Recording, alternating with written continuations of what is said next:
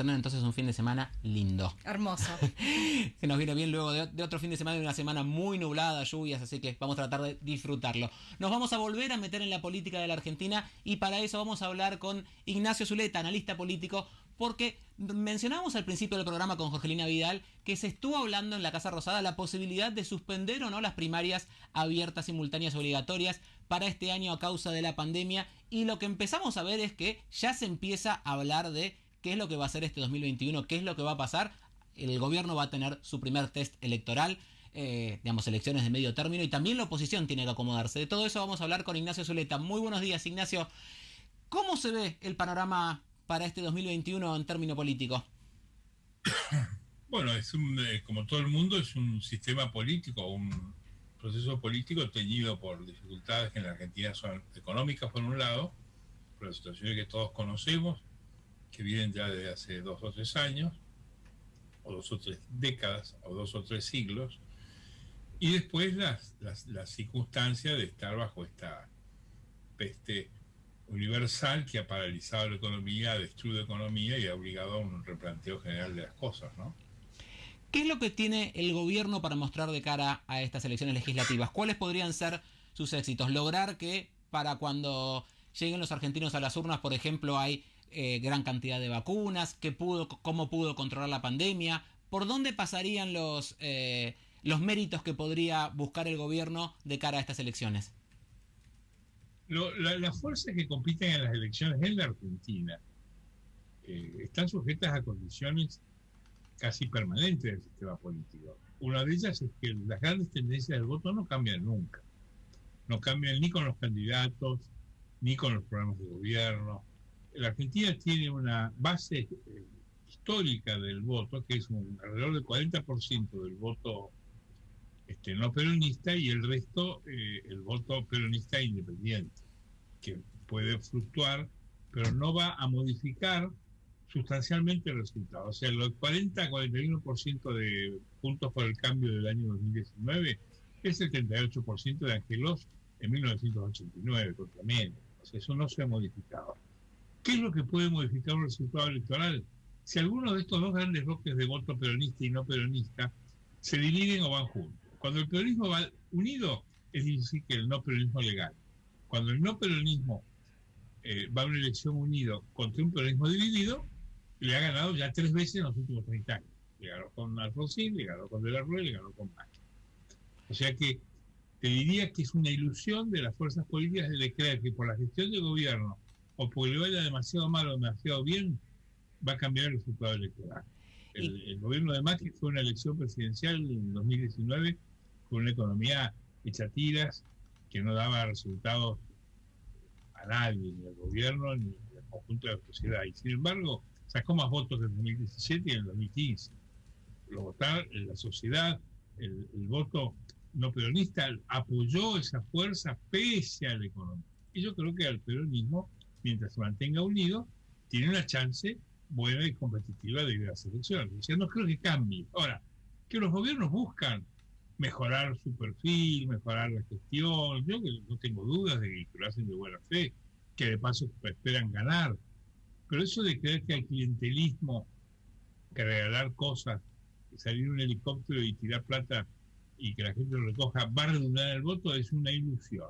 Yo creo que no hay una tendencia sustancial. Si el peronismo se mantiene unido en los distritos, en los 24 distritos donde se hace la elección de este año, porque es una elección legislativa, yo creo que va a tener éxito en aquellas provincias en donde el peronismo está unido, y quizás no va a tener un resultado airoso donde está dividido.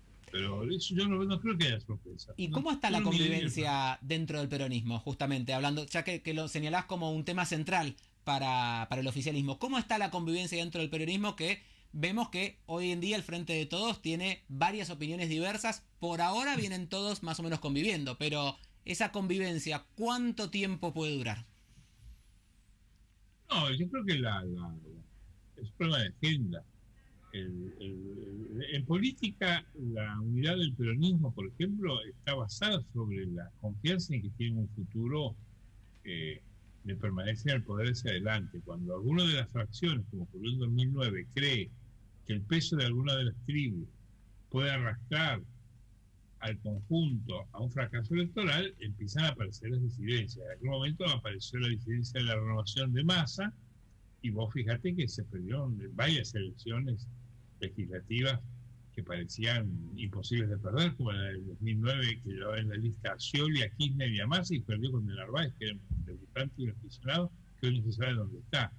O sea que el peronismo está conjurado a mantener la unidad, porque sabe que con esto recuperó el poder en el 2019, y es un acierto estratégico hacerlo. Ahora, que la agenda de cada sector que integra el peronismo está hoy en 4 tribus. El peronismo del interior, con 2 gobernadores de ustedes que dominan distritos muy poderosos, como son Córdoba, Santa Fe y Tucumán, o sea, con mucha cantidad de votos, y el peronismo metropolitano dividido en 3, que son Massa, que controla el diputado, Cristina, que controla la Policía de Buenos Aires y el Senado, y Alberto Fernández, que tiene la firme del Olivo. Ahora, los 3 son factores de una fórmula en la cual individualmente cada uno tiene más debilidad que fuerza, porque solos no podrían arrastrar al conjunto. Lo hacen en un concierto, en un acuerdo virtuoso, donde ellos postergan diferencias y van detrás de un objetivo. Dependerá de la capacidad de los líderes de estos sectores para seducir y convencer al resto de que el negocio está en mantenerse unido. Un poco lo que pasa en la oposición pasa lo mismo. Hay diferencias, no es lo mismo el centro derecha de Macri y su entorno, que representan hoy Pichetto y Bullrich, que la socialdemocracia de los radicales o el humanismo social que propone Carrió. Hay disidencias ideológicas y de método, y que afloran a veces en debates legislativos. Ocurrió bajo el gobierno de Macri, ocurre hoy en algunos debates legislativos siendo oposición, pero sin embargo están también conjurados a mantener la unidad, porque ellos saben que fueron gobierno en el 2015 ganándole una elección al peronismo, que gobernaba el país, gobernaba 17 provincias, tenía un candidato extraordinario como era Scioli, y le pudieron ganar, o sea, porque fueron juntos. Entonces, mantenerse juntos es también un objetivo de la oposición.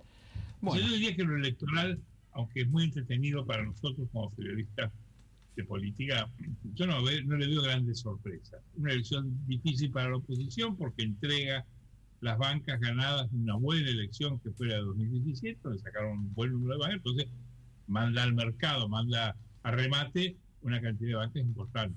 Ahora, yo confieso que no veo ninguna presunción en ninguno de los cuarteles, ni del oficialismo ni de la oposición, en donde esperen un vuelco sustancial de las tendencias hoy legislativas.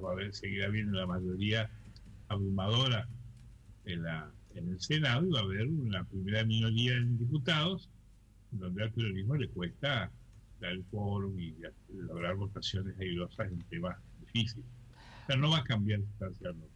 Perfecto. Ignacio, muchísimas gracias por ayudarnos a entender un poquito cómo va a venir este año la política y qué es lo que va a pasar con estas elecciones. Era Ignacio Zuleta, analista político, que estuvo con nosotros aquí en CNN Primera Mañana. Hacemos una pequeña pausa y enseguida continuamos porque todavía tenemos mucho más.